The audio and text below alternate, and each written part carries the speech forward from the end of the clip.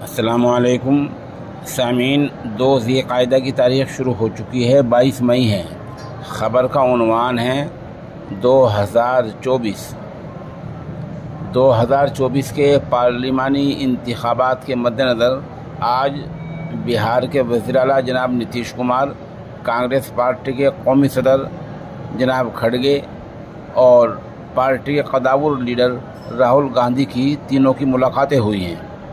इस मुलाकात में ये तबादला ख्याल हुआ है कि 2024 के चुनाव के मद्देनज़र किस सूबे में, किस रियासत में, किस राज्य में क्या तरीक़ा अपनाया जाए जो बीजेपी को हराया जा सके।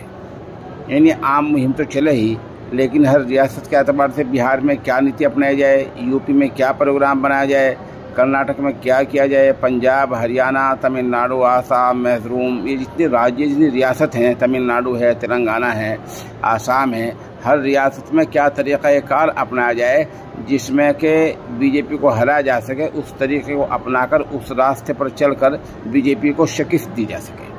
इस फार्मूले पर तबादला ख्याल हुआ है। अभी कहा गया है कि अगली मीटिंग तमाम अपोजिशन अहम लीडरों की जल्द ही होगी और जल्द ही इसका ऐलान जारी होगा कि किस तरह 2024 में बीजेपी को हराया जा सकता है। बहरहाल ये अच्छी पेशरफ्त है।